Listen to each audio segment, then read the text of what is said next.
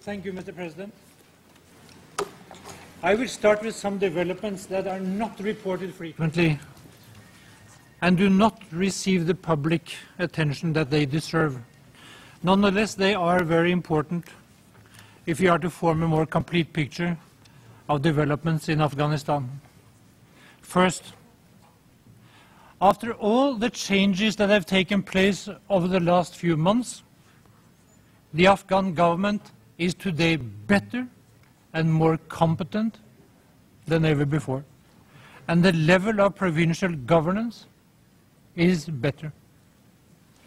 Second, the cooperation between key elements inside the government has improved. That applies most prominently to the security ministries and institutions. And the results are clear. We see an enhanced ability to uncover terrorist networks and to prevent attacks from taking place. Yes, there has been some spectacular attacks in Kabul, but the overall numbers of attacks in the capital has gone down, not least due to this improved coordination. The economic ministries also work in a more coherent way following the changes in the Ministry of Finance, of Agriculture and Commerce, and this should enable the government to develop more unified economic policies. Third, these changes have enabled the government to address better some of our long-standing concerns, and let me just mention a few of them, Mr. President.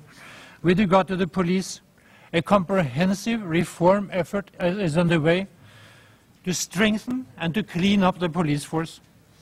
This should lead to a more efficient fight against the insurgency, greater respect for the rule of law, and an enhanced ability to fight corruption. A significant number of police officers have been removed and are being prosecuted. A national agricultural strategy will be launched in April. It will include all major sectors of agriculture and establish pool funding for donors. The main objectives are, of course, to increase agricultural production, to develop marketing capabilities, and to enhance rural employment. The new team in the Ministry of Commerce is addressing the challenges of private sector development, the establishment of a legal framework, the setting of investment promotion priorities, licensing reform, and trade and transit agreements with neighboring countries. And let me remind you, police, agriculture, private sector development have all suffered from neglect over the last few years. Now they are being addressed as priority areas.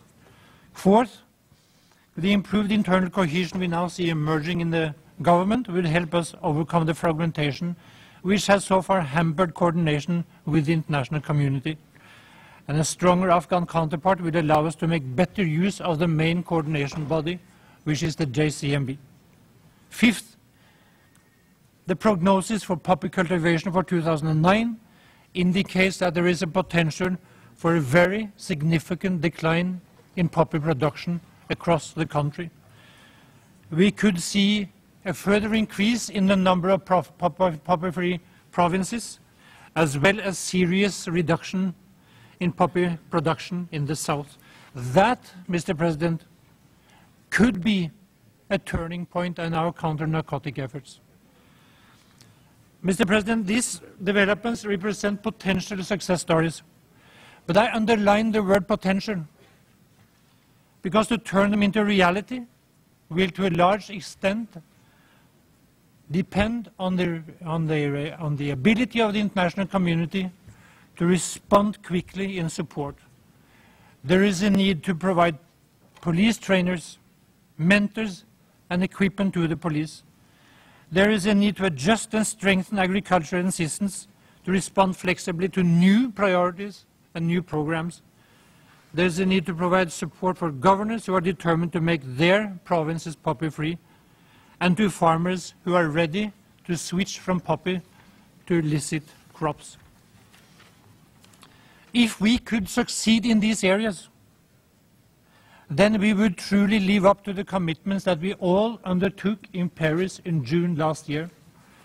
And we would, for the first time, be able to address some of the most serious and long-standing, deepest concerns that we have: fighting corruption and crime, reducing the flow of financial resources to the insurgency, and improve food security. There are no quick fixes. It will take time, but there are promising developments for the first time in many years. And if we don't respond, and if we don't respond quickly, then we may well face new stagnation and even backlash in several of these sectors, and that we cannot afford. Progress in each of them will contribute to political stability and to economic growth, and they will be critical elements in any international exit strategy. The main credit for this progress, of course, goes to prominent Afghan politicians and officials.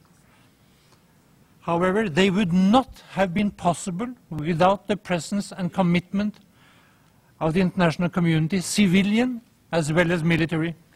So this is not a time to waver, it's a time to remain committed.